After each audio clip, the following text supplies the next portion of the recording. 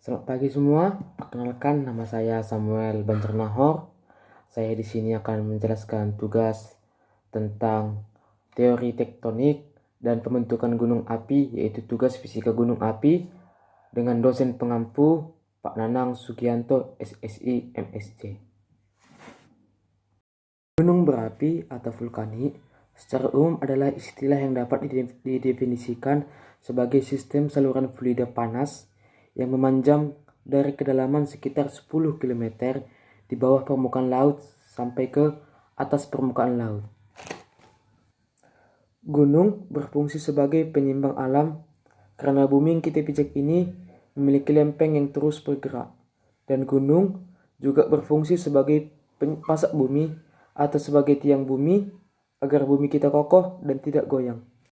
Gunung tertinggi di dunia adalah Gunung Everest atau Himalaya yang ada di barisan pegunungan di Asia yang memisahkan anak benua India dan pegunungan tinggi Tibet dengan ketinggian 8.804-886 meter.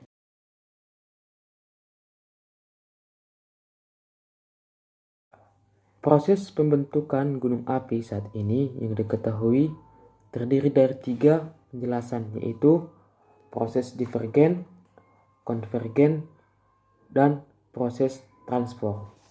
Yang pertama yaitu proses divergen.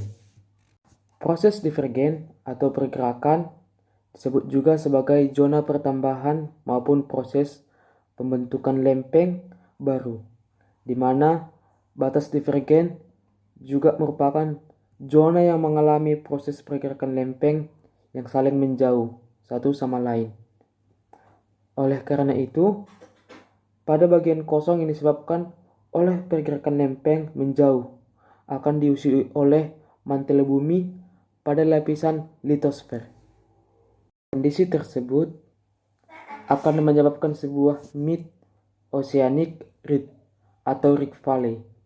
Hal tersebut akan menjadikan lempeng benua mengalami kondisi terbelah menjadi dua, hingga menimbulkan intrusi magma.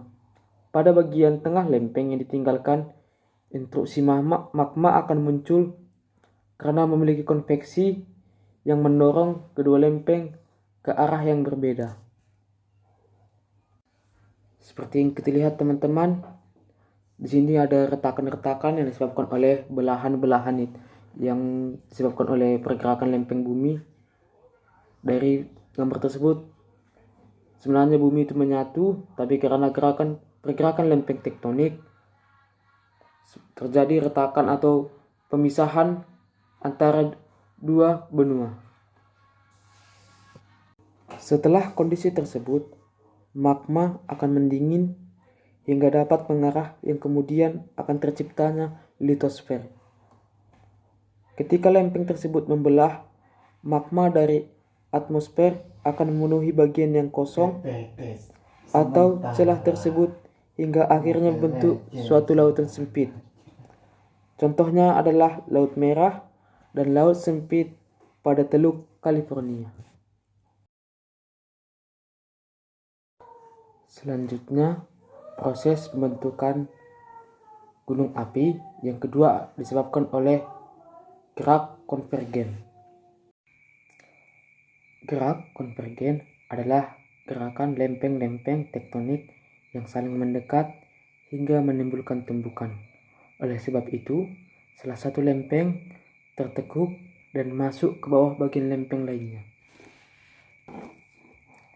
Apabila lempeng samudra menabrak lempeng benua, maka lempeng samudra akan melengkung ke bawah seperti yang kita lihat pada gambar, dan sebab lempeng benua ini mempunyai berat jenis yang lebih ringan daripada lempeng samudra. Dari gambar itu bisa kita lihat bahwa lempeng benua di bagian bawah dan lempeng samudra berada di bagian atas.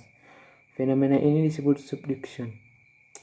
Pada fenomena subduction bisa kita lihat pada pembentukan palung Pulau Jawa dan pegunungan Himalaya. Proses subduction bisa kita lihat juga pada gempa bumi yang terjadi pada 2004 yang ada di Aceh. Mungkin hanya itu saja teman-teman yang bisa saya jelaskan tentang bagaimana proses pembentukan gunung api dan teori tektoniknya. Saya ucapkan terima kasih dan Tuhan memberkati.